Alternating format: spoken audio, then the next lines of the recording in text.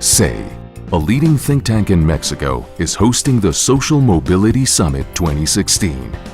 Some of the world's main experts will come together to discuss and help establish a broad agenda for research and policy making. Follow us via live streaming at socialmobilitysummit.org. Good afternoon, everybody. My name is Isidro Soloaga from the Universidad Iberoamericana. It's a pleasure to introduce James Foster to this talk. James Foster is Professor of Economics and Carr Chair of International Affairs at the George Washington University. He received his PhD in economics from Cornell University. Professor Foster's research focuses on welfare economics, using economic tools to evaluate and enhance the well-being of people. His joint 1984 econometrica paper with Greer and Thorbecke is one of the most cited papers on poverty and other topics I might add. It introduces the FGT index, well known to all of us, which has been used in thousands of studies. Other research includes work on economic inequality with Amartya Sen, on the distribution of human development with Luis Felipe López Calva and Miguel Sekeli, on multidimensional poverty with Sabina Alquire, and on literacy with Kaushik Basu. Professor Foster is also Research Fellow of the Oxford Poverty and Human Development Initiative, OPHI, Department of International Development, Oxford University, and a member of the Human Capital and Economic Opportunity Working Group, Brecker-Friedman Institute for Research in Economics, University of Chicago. And this year he is serving, you are still serving as a World Bank, in the World Bank's Commission of Global Poverty? Just finished, okay. Please welcome. Anyway, thank you for allowing an interloper like me into this conference, because many of you know so much more about mobility than I do. I'm just coming in and seeing it from the distribution point of view, from poverty, from inequality, from welfare, and seeing if some of the lessons we've been able to derive for the last 20, 30 years in the anonymous measurement of distribution might be able to be applied in the non-anonymous realm as well. So, my typical subject matter is size of the distribution, or spread of the distribution, or the base of the distribution, and how they all relate to each other. Most of the time I look at unidimensional indicators like income, but more recently someone convinced me to look at multidimensional measures, and we've been able to construct a good number of multidimensional poverty measures across many, many countries. So here's the picture that I usually face first day in class. Say, students, tell me what this says. How do these things relate to one another? And at the end of the discussion, they realize that all of them relate to each other, often through stochastic dominance, which is linked to welfare. How many are familiar with stochastic dominance here, by the way? You must hold your hand up. So not many. Okay, well then let me give you a quick intro on this graph. Stochastic dominance really has to do with welfare or expected utility, and when it is that you would say that one choice is better than another unambiguously for all utility functions in the expected utility function that are within a class. And so you say, well, I want to choose the right thing. Maybe it will depend on the utility function. But for these cases, when you can compare things with stochastic dominance, you can make an unambiguous determination. It's that unambiguous determination in utility or expected utility that translates to an unambiguous determination in welfare, which led to the first really interesting result that Tony Atkinson, it was really an earth-shaking result that Tony Atkinson did, relating the Lorenz curve to welfare, and thereby providing a fundamental, an underpinning for all of the stuff that people did thereafter on inequality analysis. In poverty analysis, if you examine the headcount ratio of poverty, which is the percentage of people who are poor, and change the poverty line. And look at the function as the poverty line rises as to how the headcount ratio rises. That gives you the CDF. It turns out that's related directly to first-order stochastic dominance. If you had two vectors of incomes, it means that one of them, when you reorder it, is bigger than the other, or at least no smaller. So all these different notions in anonymous distribution, where we don't really know who anyone is and we don't really care, okay, relate to stochastic dominance. Mobility, however, by reading through a number of papers, working with students who've done work on mobility, I find it really quite disconnected from the other distributional literatures. I mean, there's a few papers that connect them, but not fundamentally quite the way that you see for these other three. And so I avoided the topic for a long time. There were too many approaches. I didn't see them as being grounded in the kinds of literatures that I knew. There was no core underpinning of a ranking like stochastic dominance or Lorenz or poverty dominance. And I didn't know what the link was to welfare. I mean, you're spreading the distribution. Is it more? But I just didn't quite get it. I knew it had to be related to stochastic dominance somehow. But the question is how? So a student who's now at the Census Bureau came to me. Were you on the committee, Shiko? And presented some of the basic results that we now have finally reinterpreted and now feel satisfied to present. So he got me interested in this work and is the co-author on it. So the goal is to link mobility measurement to stochastic dominance and other tools from static distributional analysis, and develop methods that don't say they provide an alternative, intuitive notion of mobility that separates upward and downward mobility. That's going to be the key here. I'm going to separate the two forms of mobility. Quick review of existing mobility methods. I'll run through that breakneck speed because that is irrelevant. Everyone else has talked about it already. Underlying concepts of mobility that I'll be using, measures of upward and downward mobility, and then the mobility curves that are analogous to Lorenz curves. And a couple of applications, if we have time. There are the papers. Existing mobility methods. Now let me get behind. So first, we were talking a second ago about this wonderful coefficient, which has the interpretation given there. With US estimates, you were saying 5% for a 10% increase in parents' income. If a family is poor, then on average, how many generations does it take? You can figure it out with this coefficient for the descendants to have income that's reasonably near the mean. And there are many references of this, including my colleague, well, he's not there, okay. Shortcomings, averaging, of course, always misses changes in income of one type or the other, in this case, the dynamics. In particular, the changes that you've observed in the US over the last 20 years for Hispanics and whites, that the top earners are doing relatively better, but everyone else is doing more or less worse, could have any effect on IG and could go up, go down, increase. So the link between what might be intuitive in the description I just made and that number isn't there, potentially. There's less suitable for comparing subgroups since the measures regression to subgroup mean, not to the population mean, if you apply it solely in the subgroup. Blacks and whites have the same IgE, but if you look at the facts on the ground, black children are doing worse at every parent income level. Black incomes regress to the black mean at the same rate as white incomes regress to the white mean, but there's a fundamental difference there. Transition matrices, we also talked about, define classes or groups. You can estimate the probabilities of transition, and it does get kind of overall changes in the distribution, not just the average.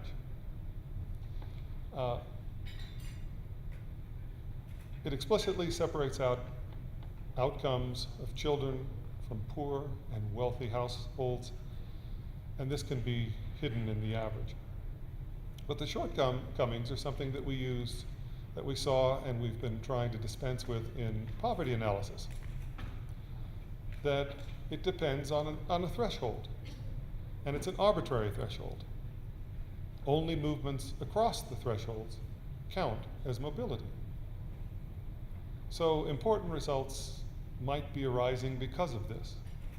You might not see them because of censoring. In poverty analysis, we allowed a changing cutoff to get so-called poverty orderings, to see the robustness of results. And that will be one of the ways that we'll proceed here. Distance-based mobility indices are not as popular, not as many people use them, but they are now getting closer to what the static distribution folks are used to. These are measures of change or flux, kind of a total change in incomes. The shortcomings are there's no consideration, really, who the heck is gaining or losing income, and where you're starting from when you're gaining or losing is not being taken into account. So our notion of mobility is based on this motivating question. And we saw it in the literature, and we saw tons and tons of discussions of this over the last year, especially with the election. But more so, I've seen in the paper we have many quotes from popular press just to bang it home. The worry, will my child be able to do as well as I've done?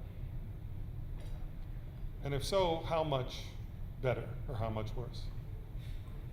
So this leads to what I call an oriented distance-based approach, where you're looking at upward versus downward mobility separately. Of course, it depends what status variable you're using. And for most of the discussion, I'll make it sound like I'm looking at absolute, something like income, if indeed we could compare it across the ages like that. So I should mention, though, you can use any indicator that you would like, any relative. You could use ranking as well with the same approach. So here's the notation. We'll assume that we have a bunch of parent and child dyads. Okay, so the data are organized so that we have n many of them. Parents' income is xi, kids' yi. We then obtain a mobility pair, which gives each of those two vectors next to each other. As I said, this can be any attainment variable, and I'll talk a little bit about the ordinal case later, but right now let's keep it cardinal, so we can actually take a difference between status, and it makes sense. So the distance measure of Fields and Fay essentially says, how far does every generation move from its parent? The kids move from parents as an absolute value, and averages across all dyads. So it's really mobility as movement.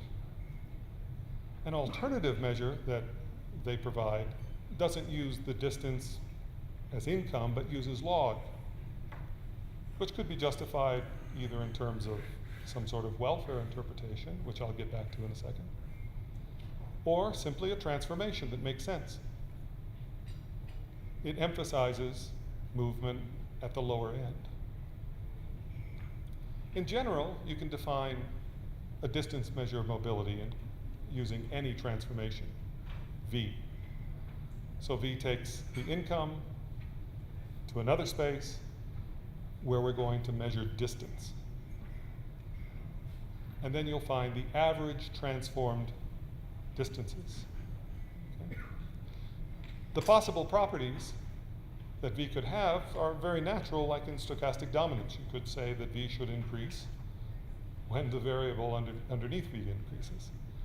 Perhaps it should have, in fact, diminishing returns, which would be V prime greater than 0, V double prime less than 0. The critique of this approach, of course, is that any movement is considered good movement.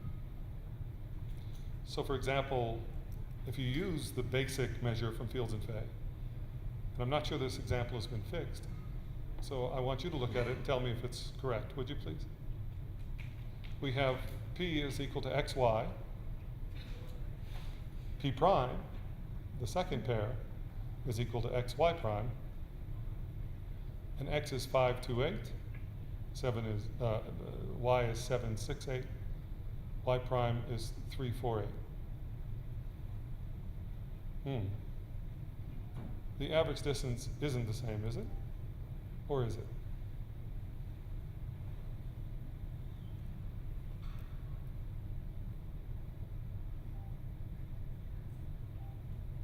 Okay, so let's go through it. 5 goes to 7, or 5 goes to 3. Same change, different direction. 2 goes to 6, 2 goes to 4.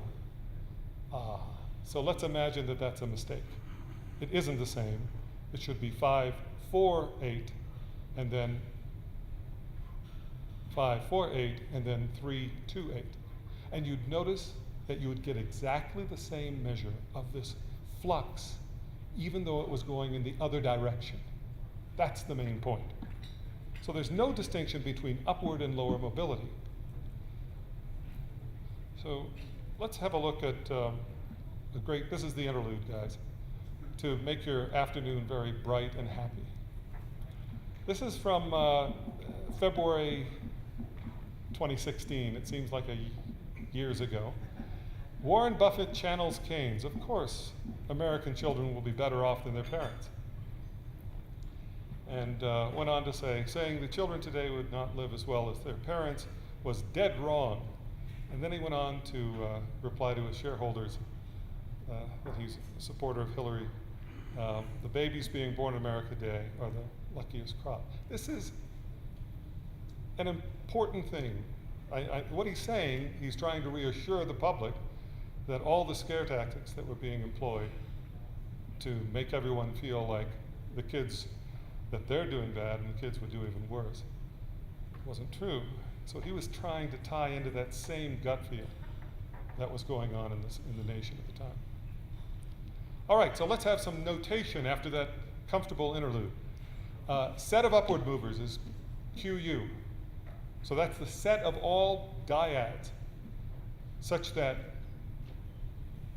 the children are doing better than the adult, than the parent. The number of upward movers is little qu. And I use this bracket to mean the number in that set. The incidence of upward mobility, then, is qu divided by the total number of people, number of dyads, actually. This is denoted HU, much like you would denote a head count ratio in poverty. The idea is that this is a crude measure of upward mobility. How many dyads experience a positive upward movement across the generations? It's entirely analogous to the head count ratio, where you identify first who you're interested in this case the upward movers, and aggregate by taking the share of the population. And I'm sure you can see through the example, this one is correct, that we have only one person, one child who is improved over the parents. We have two others that dropped, and so therefore Q1 is the first person, one, the first dyad. Little q, u, is just one person. And the ratio is 1/3. All right, so 1/3 of these dyads have the upward movement. If you do the same for the downward movers, 2/3 in that example, you get what the definitions are about. I don't need to even go through it. As I indicated before, these are crude measures. They ignore both the extent of the movement and the location of the movement, whether it's between a poor parent and kid or rich parent and kid. You can incorporate distance or the gap, just as we've done in poverty measurement. Define IU analogous to the income gap. In this case, it's the average improvement, okay, across all the dyads, the pairs that have improved. This is measured in income in this case. Likewise, you can look at the average movement downward, ID. A measure that might be quite natural to those of us who've used poverty analysis would be MU, which is essentially H times I, looking very much like a gap measure. So this would be, intuitively speaking, and I show it on the next page, the average across all n, you're taking the average with respect to n now, of all of these movements, just like you would with a poverty gap. For the example in the previous page, we see that we have I equals 2, the movement. MU is 2 times 1/3 because of H being 1/3. Okay, so therefore 2/3. In the downward way, and excuse me, it says U there, we have downward movement average of 1. But there's 2/3 persons, therefore it's 2/3 also. So this is a very simple augmented measure, if you will. Not just looking at how many of these households are experiencing upward or downward, but by how much in a way which has the frequency as well as the gap, or improvement, or decrease. The direct definition is given here, as I've said. There's another definition that could be provided using what I call a censored mobility pair. And I do it because I'll use it again elsewhere. I want to create a pair that's really fake by getting rid of all downward movement. By taking any child that went down from the parent and saying, nope, in this ersatz group, ersatz pair, you're going to get your parents' income. Okay, so you censor downward movements but allow upward movements. That's PU. Okay, so it's acting upon the kids' distribution. Likewise, you can censor the upward movements and allow only downward movements. That would give you the PD and the YD. Then it turns out, well, it's pretty clear, isn't it, that if you take the measure that measures both up and down, but you have only up, you get the up. So the MD of P is just the same as applying the M to the PD. So this is helpful for something in just a second. Likewise, for up. We can define, of course, for the two measures that the second measure that Fields and Fay had with log transformation. And in general, you could define the same upward and downward indicators for arbitrary transformations of income. Note carefully that if you add the two together, up and down, you're going to get the Fields and Fay. But instead we have them separate so that we can have a sense as to whether up is ruling the day or down is ruling the day. Okay? Now there's an interpretation we can lend to this V, to the log, and I said it before. It is only a rescaling of the income, but it could be viewed as a welfare function. So greater mobility according to the oriented measure has this welfare interpretation. It is that if MUV of P prime is greater than MUV of P, so P prime has more of the upward mobility according to the transformation V, then the intergenerational improvement in welfare, not the dropping of welfare, that's being ignored. The improvement in welfare is higher in P prime than in P. So welfare gains were higher. if the downward direction was bigger in P prime than in P, as measured by MDV, then the intergenerational loss, now ignoring the gain, the intergenerational loss among those who lost in welfare is higher in P prime than P. Note that this welfare is being averaged either absolutely added up or averaged across the entire population, not just among the people who are moving in up or down in that particular definition. So here's something that was totally unexpected, which led to a very interesting and simple way of understanding the later results on welfare. If you have the same number n of dyads in P prime as P, then there's an easy way to make a comparison to see whether you have higher measure of upward mobility. And the way is as follows. You take the parents of one distribution and put it together with the kids of the other distribution, and vice versa.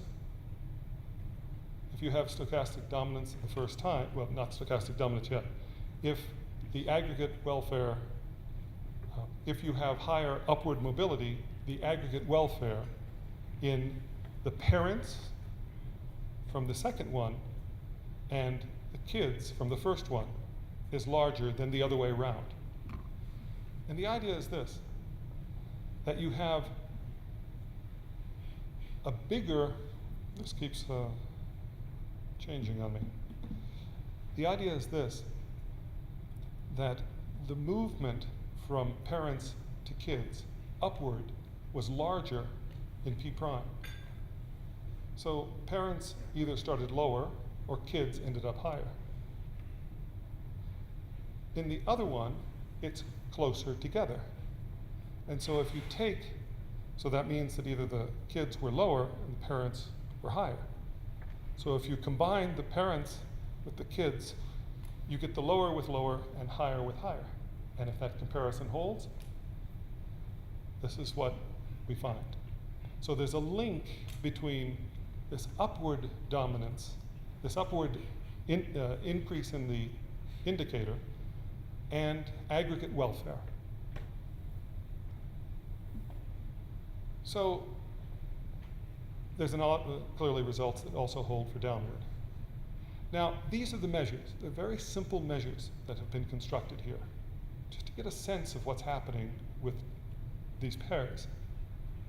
But the question always arises, and I want to deal with that question, what V, and can you be sure that it's robust to V? That leads us to the topic of dominance and mobility curves. When will all the distance measures, MUV of upward mobility, agree that P prime has more mobility? Well, it clearly depends on what your V, allowable set of V is. Suppose a V prime greater than 0 is our restriction. So income is going to be transformed in a strictly increasing way. Consider the following upward mobility curve. It's the share of families, share of dyads in P for which the parent is below a cutoff, Z, and the child is above. Okay? So you're taking an arbitrary cut like a poverty line, and you're seeing, is it the case, how many, what percentage are cutting across? And you do that at another line, and another line, and all lines. When you graph this, you get the upward mobility curve. This is motivated by literature on poverty, so let me put it in that context. You have 4 possible outcomes over time, parent-child. Child could go up across the line. You could have it going down. You could have remaining on the same side. high side or low side. So we're looking at upward mobility, and therefore it's this escape from poverty, if you will. Except the line here is just holding fixed. And then we're going to allow it to vary. Okay. Yes. I guess we can build it. Nah, I'll just go ahead and throw it in. So we have various cutoffs here, C1, C2, C3. If we have 20% at C1, we graph 20%. C2, 18%, 15%. Look at it at all possible cutoffs, and that's the upward mobility curve. Okay? All right. We say that P prime dominates P according to the upward mobility curve. It has more upward mobility according to that. If the mobility curve is above everywhere, or at least not below anywhere, it has to be above at least one Z. We write this as P prime CUP. It's just like a ranking, like the Lorenz ranking. So the idea is no matter what the cutoff, there's greater or no less upward movement across the line, across each line. It's easily graphed. The role is quite similar to a Lorenz curve for inequality analysis, quite similar to poverty curves in poverty analysis. And so here's the main result in the paper. It's essentially a statement that there are a lot of equivalent things. The equivalent things are helpful in understanding how the different parts fit together. You can see this almost as analogous to an Atkinson theorem or a poverty curve theorem.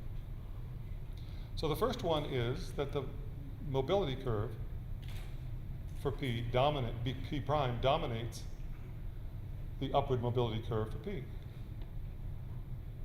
If you know that, then it's equivalent to saying that the upward mobility measure at V, right, applied to P prime is greater than that applied to P for all V satisfying V prime greater than 0. So as long as you require an increasing transformation, you're always going to have agreement among these measures on upward mobility. The third is said instead of written because you'd have to do more notation. The intergenerational improvement in welfare. We're only talking about improvement. Sorry about that. I see when I'm shaking my hand, I think this metal is causing the trouble. So I'll throw that out in here. All right. The intergenerational improvement in welfare is higher in P prime than in P for all V satisfying V prime greater than 0. So a welfare interpretation, unambiguous, stochastic dominance in fact. Moreover, if the population size n is the same for the two, then the following statement is equivalent as well. It's that switch condition, that you can simply switch, create a new fake distribution of kids from one, parents from the other, compare them, and you have vector dominance, which is equivalent to stochastic dominance at the first order. So it's very easy to tell for toy examples. Okay. This obviously went into pretty places. So I'll try to explain. Up till now, we've assumed a cardinal variable, but guess what? If you interpret this transformation as one of the allowable transformations of an ordinal variable, you're stating the following result, that choose any cardinalization of this ordinal variable. It'll work. Once it holds, once you have this unambiguous result, every single cardinalization will achieve the same direction. So the mobility curves indicate a strong result. This is analogous to the results I had in the health literature on ordinal inequality, where you pull from the middle, the median. But here it's a pulling from where the parent is. That's the idea for every dyad. Likewise, for the down, the other direction. Also in our work on polarization, very similar thing. Downward mobility, same thing, with the same type of result. There's a conflict, though, with downward mobility, since families themselves would prefer less downward mobility. And there's a conflict between mobility, in the usual sense, and welfare. Another point is that you can throw in any relative variable you want. The welfare interpretation goes away, but the results still stay. And the stochastic dominance results hold for v prime less than 0, v prime greater than 0, v double prime less than 0, the usual increasing but diminishing marginal returns. Results will apply. I didn't give them to you. So this can be applied, and I'm going to breeze through the examples that my students presented because I have 1 minute according to what. Essentially, if you break down the parent population to see how the kids of the parents are doing for each quintile, here are some examples that my student put together. I think, I can't tell you yes, NLSY. And you see there's a dominance going on here. They are comparable, and it tells you a bit more about what's happening over each of the quintiles. Counterfactual example is trying to compare black-white. It's impossible, so you do your exercise. I think you used Leonardo in this, and try to find, by changing characteristics so that you get comparability that is fair, altering the profile of, I think it was the parents' distribution. And another example, which I don't have time. So in summary, I've constructed oriented mobility measures to help understand upward and lower mobility. Linked it to welfare and constructed this mobility curve, series of mobility curves, upwards and downwards, representing the unambiguous ranking. By the way, status could be multidimensional. Perhaps that could be used in a similar fashion, but we'll see. Thank you very much.